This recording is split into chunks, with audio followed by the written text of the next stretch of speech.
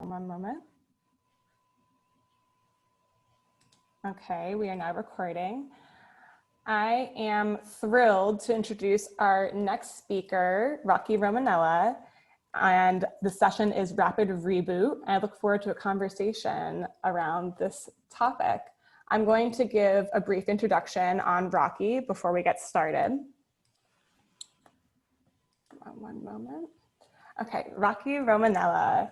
After an illustrious career spanning more than 40 years focusing on supply chain, logistics, and transportation, retail, sales, and operational excellence strategy at UPS, including the UPS Store franchise network and the UPS Supply Chain Solutions, Rocky Romanella became the Chief Executive Officer and Board of Director for Unitech Global Services, a provider of engineering, construction management, and installation services to companies specializing in the telecommunications field. Rocky is currently the founder and CEO of 360 Management Services, LLC, a management consulting firm specializing in executive speaking, leadership development, and consulting services. Rocky is an experienced CEO who led one of the largest rebranding initiatives in franchising history, the UPS Store, revolutionizing the $9 billion retail shipping and business services market. Rocky steered UPS's entry into the healthcare industry and created the mantra, "It's a patient, not a package." He also led the integration of more than 20 acquisitions to improve financial performance capabilities and global network footprint of the UPS Supply Chain Solutions. Rocky has the rare ability to see a clear vision of the changing business landscape, the passion to develop strategies, tactics, and metrics to drive desired results. I'd like to welcome Rocky Romanella. Well, thank you very much. My room parent did an outstanding job, and I really appreciate that. Are we good from your end on the slides? So we want to full screen it. So you can go under slideshow at the top and hit from current slide. Okay, let's see here. See the slideshow tab at the top. Right, there you go, yep. And then hit from beginning or from current slide, and it should get to full screen. Yes, for some reason it's not doing it, so. Oh, well, let's get moving here because we only have about 10 minutes. So how's that? Okay. All right. So as Ali said, Rocky Romanella, it's a pleasure to be here with you today. And today we're going to talk about the rapid reboot coming out of this unfortunate crisis that we're all going through. And I think it's such an important time because there are so many good things that we can do during this period as we move into the next phase coming out of it. All of the things that we'll talk about today, because this is a quick session, are in the book, Tighten the Lug Nuts. I'll let you read about how we got the title. But most important about the title is the whole concept that when lug nuts are loose, they're important. But when you don't tighten them because of distraction or something else that comes up, they become urgent. So don't allow important things to become urgent. Tighten your lug nuts. And so we'll talk about that a little bit today. And as I said, all of these concepts and thoughts that we'll talk about will be, in the book that you can read. So let's visualize as we come out of this, a thriving business where our resources, our activities, our information, our people, and our technology, we're developing high quality products, loyal customers, and we're building our brand awareness. Now, as we go through all of this, we're trying to make sure that we optimize our business so we're still making a profit, so that out of this, we can see our way clear to getting back to being a bigger, better, stronger company. And the best leaders will possess this creativity to generate these new ideas. And the innovation that comes out of it will allow them to successfully implement the things that are going to be important to the health and well-being of their business going forward. And the best way to eliminate uncertainty is to have a unique and inclusive employees. So to make sure your people are with you, make sure your people view themselves as part of the solution, not part of the problem. I think that's what's so important as we move through this process. And frankly, it's important for them as well to feel like they're an important part of the organization. As you visualize your company coming out, I think there's three key things I think they're going to be very, very important to your success going forward. Number one is you want to recruit and retain top talent. It's all about the people in your organization. The most important asset you have as a company is your people. You want to embrace and leverage technology. We're going to learn some things coming out of it. Technology will help us improve the processes that we currently have. And frankly, some of the technology is going to help us improve the processes from a safety perspective as well. And then finally, you want to make sure that your customers view you as a trusted advisor. As you move through that process, you'll see that it really kind of starts with this whole concept of balance. And to me, balance is such an important part of the process that you use and the decision-making process that you use. So for me, years ago, I developed this concept of balanced leadership because as I was making decisions and managing operations inside of UPS at the time and then later on as a CEO, I realized that there are three key constituents in every decision that we make: our customers, our people, our share owners, and stakeholders. And simply put, you want your people, you want your customers to feel like you're thinking about them and looking at their problems from their perspective. You kind of move to the other side of the table and you start to think like a customer. Your people your people should feel like they're valued individuals, that they're an important part of the process. You want to make sure that they're always represented in the decision-making process, and then you want to act like an owner. So you want to think like a customer. You want your people to feel like valued individuals. You want to act like an owner in all the decisions that you make. If this was your candy store, would you make that decision? And if you and all the people in your care think that way, they make better decisions on behalf of your organization. So balance is such an important part of that process, that decision-making process, and that leadership process. And we talked about it: people, customers, shareholders, and stakeholders. That's the balance that you want to achieve, and you want to make sure they're represented at the table. That's the most important part of that process. Are they represented in all the decision-making processes? So when you think about it from a customer perspective, you want to move from this approved vendor. And when you're an approved vendor, you're really a commodity. It cuts down to price. You want to move past approved vendor. A solutions provider gets you a little farther upstream, but you're one of maybe many solutions providers. The key is to be a trusted advisor. And a trusted advisor is that individual, when your customers are making decisions and they're building maybe a new product or a new service inside their organization, they're reaching out to you early in that process. For example, if it's on a logistics side, you're a logistics provider, solutions provider, they're calling you early on in that new product process saying, we're building a new product, go to market. We'd like you to come and visit and sit with us and help us develop that strategy. So that trusted advisor takes you out of the commodity and makes you, it kind of builds that, that switching barrier so that then you have the ability then to sit at the table and become part of the decision-making process on behalf of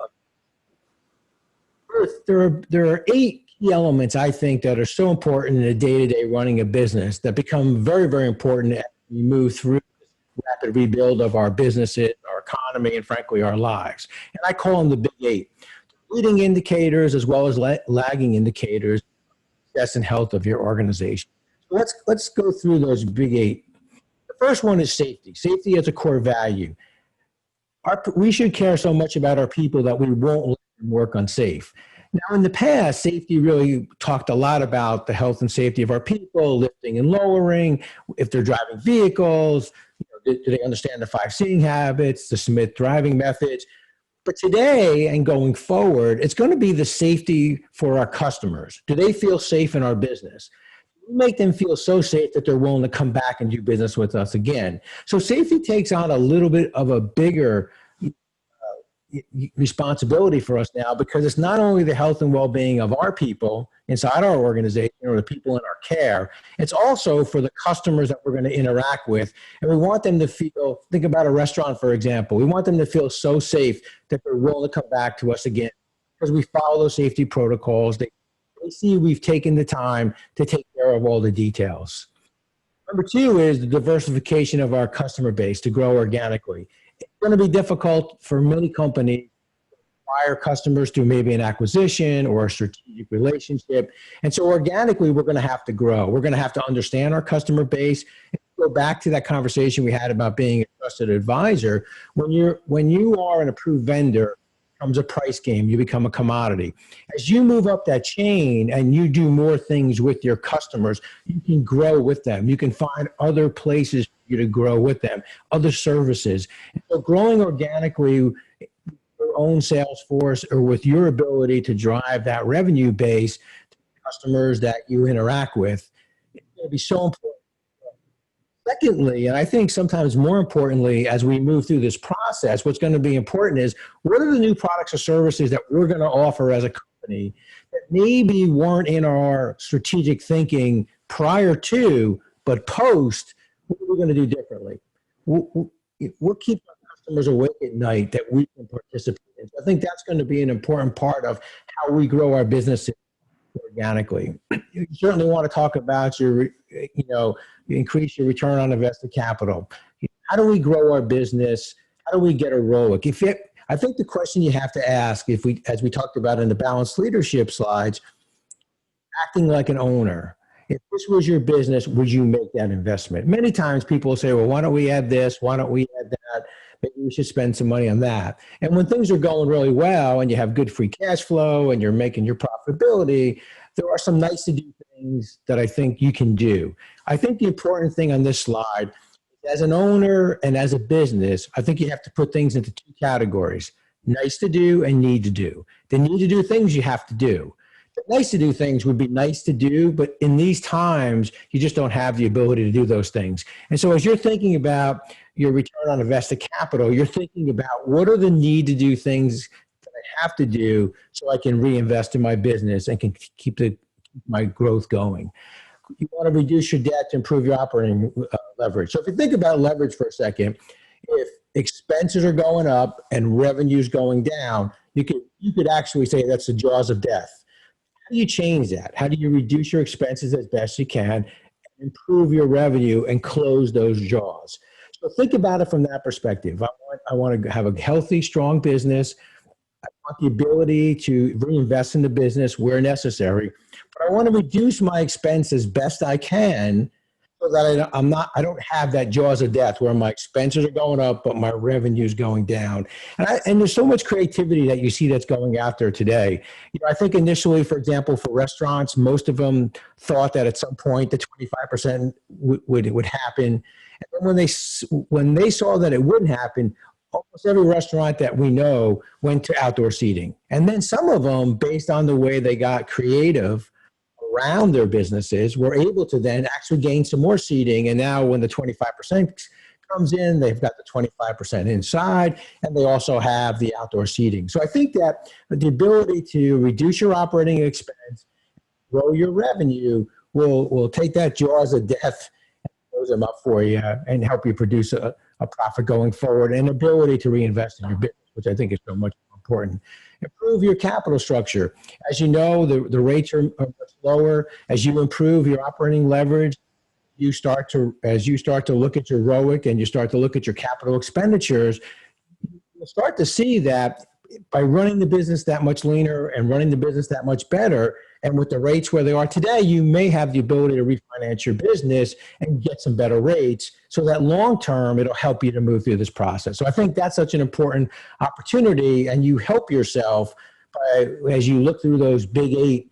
And safety is also a big part of that, because if you think about it, when you look at your safety frequencies, there is cash that's set on the side based on your frequencies and based on your safety numbers. So you want to make sure that safety is the right thing to do on behalf of your people. It's the right thing to do to keep your people safe, customers safe. But there's also a tremendous savings there from as you start to look at your allocation of expenses as it pertains to your health and safety. Number 6 is generate free cash flow. So it's nothing more than all of us at home. How do you reduce debt? How do you get the cash flow going? How do you get your expenses less than what you're bringing in on your monthly? So it's no different than what we're trying to do at our homes and in our personal lives, is to reduce our debt, maintain and generate some free cash flow by reducing our expenses. Hopefully, keep working, get a raise as time goes on. Personally, in a business, you're generating free cash flow by reducing your expenses. You're getting better operating ratio, and you're driving revenue. I think that driving of revenue is such an important part of it. That's why I think this next one is so important. It's one that we don't talk a lot about, but I think it's going to be an important one and critical for businesses that can understand this one and get a little bit deeper and wider than you may normally would have. So take an example of a company like UPS. Everybody knows UPS's peak season is Christmas time. Or take the businesses down on the Jersey Shore, LBI. They try to make all their money in those 12 weeks of the summer. Well, that's the volatility of your earnings. You make it all in that 12-week period where peak season is such an important part. But those assets exist year round. The example of the toughest one may be a hockey rink where, the rink's working on weekends and at night, but difficult during the day. Your ability to use those assets that you currently have during those non-peak periods and generate some cash flow and generate some revenue, you're just utilizing those assets and that just falls to the bottom line. So how do you work on this less volatile earnings? How do you take your organization and make sure you can get the most out of it by utilizing those assets that in the past may have been dormant and you made enough during those periods, but now you really need them to hum for you in a non-peak season? And finally, you want to retain and attract the best talent. I think something you should aspire to as an organization. You want to have the best, the brightest, the most informed, and best educated people in the industry, because you should inspire your people to want that, and they should want that for themselves as well. And so I think that's how you retain and attract top talent, because you inspire them to be the best, the brightest, the most informed, the best educated in the industry. Your biggest and most important asset in your organization is your people. I think one of the things I think is so important from a leadership perspective is leaders anticipate. As Wayne Gretzky once said, leaders go to where the puck's going, not to where the puck's spent. This time, as we start to prepare to come out, we should be thinking where the puck's going. And I think the process that I talk a lot about, and the process I think that all of us should utilize, is this simple process of basically saying, do we understand who we are as a company? Do I understand who I am as a leader? What do I stand for as a leader? What does our company stand for? Those two, I think you can articulate and understand well. Number three is the most important one. What are the things I won't compromise as a company and as a leader? Safety, for example. I will not compromise on safety. People know that that's an important part, and they know that through my actions we'll never compromise on safety. Your customers need to know that you'll never compromise on safety. So I think answering those three questions as you come out of this is so important. Who am I? What do I stand for? And what won't I compromise? And the same should hold through for your business. And so go back to what we originally talked about when we first started this session. Let's visualize that thriving business. And it really comes down to your ability to recruit and attract the top talent, embrace and leverage technology as we move through these difficult times, and really become that trusted advisor. We're gonna stop and take some questions. The book is Tighten the Lug Nuts. These thoughts are built out in a much deeper, wider in the book. And I also have on my website, 360 Management Services, over 100 interviews on 23 competencies, podcasts that I've done. So that information sits there. So at this point, I think it's best we just, for the sake of time, just take some questions now. Yeah, perfect. So we're about 2 minutes. So we have Tamsin Reed, who chimed in with some great thoughts. I'm going to read off Tamsin's message to you, Rocky. Tamsin said, I'm a big believer in accountability of employees. Running your position or your department like you are the owner is a must in operational health of a company. My experience is that leadership is not demanding this enough. I think they will coming out of this. And there is the rapid reboot. Any thoughts on that? And Tamsin also said, I was in corporate, having been an entrepreneur, post-COVID, back to working as an entrepreneur in the job market, rapid reboot for entrepreneurs, and any thoughts? And Tamsin, feel free to unmute yourself. I can unmute you if you'd like to chime in anything there as well. So just to quickly answer that question, so accountability to me is such an important part of it, but it starts with you as the leader having self-accountability. No one should hold me more accountable than I hold myself, and your people see that. I think one of the things that sometimes is missing in accountability is that equation that's so important, that your responsibility has to equal your authority. So I have to understand what I'm being held accountable for, but then I need to have the authority that goes with that responsibility. And then you hold me accountable for those results. And I think that's such an important part of it. But I agree completely with your thoughts. It's about your self-accountability and the accountability of your people as well. Great. Hey, Rocky. I just think that, a lot of this is very business focused. I think a lot of us are entrepreneurs. Some of us having been in corporate, serving, our companies within a company. When you when you're in the event business, especially, your stakeholders really are your clients, right? So, I mean, I understand that. So, but for entrepreneurs in this rapid reboot, would you say the biggest takeaway is for us? I mean, what is the biggest takeaway? I mean, what, for those of us who are in the job market, maybe thrown back into entrepreneurial world, what is a great message? What you're seeing would be a great message for rapid reboot for us to keep our spirits up, like, because we're not the only ones out there kind of looking for next, especially when the companies we were with, you know, have downsized, or especially due to COVID. I mean, like, everybody's sort of scrambling a little bit. Just wondered if there was maybe a couple of takeaways in this last 60 seconds, perhaps, that you might have for entrepreneurs. Well, first of all, there's no one I have more respect for than entrepreneurs, because no one's more in than an entrepreneur. But what I would say quickly is, number one is, don't allow your strength to become your weakness. Your strength is that no one knows a business better than you do. No one has more passion than you do. No one's more committed than you are. What's your weakness? No one knows the business more better than you do. No one's more committed. So every now you have to take that step back from the tactical day-to-day of running the business and start to have that visionary, the strategic view, because it's easy to get caught up in the tactical side. But the strategic side is what's going to move you through this difficult time. So that's number one. I think it's very important. Number two is what we talked about before. You want to make sure that you clearly understand what are the need to do things and nice to do things. People in your care love to do the nice to do things, but the need to do things have to get done. And finally, I would say this, you know, having gone through some difficulties during my career, whether it was managing a company or managing people, don't let your highs get too highs and your lows get too lows. Because if your highs get too highs, you know you're going to come through that and end up with a low at some point. It's just the cycle of life and the cycle of business. So if you can maintain that kind of 80% in there, what you end up with is an even keel. Your people respond off of that, and it's better from you from a health and mental perspective as well. So don't let your highs get too high and your lows get too low as you manage through these difficult times.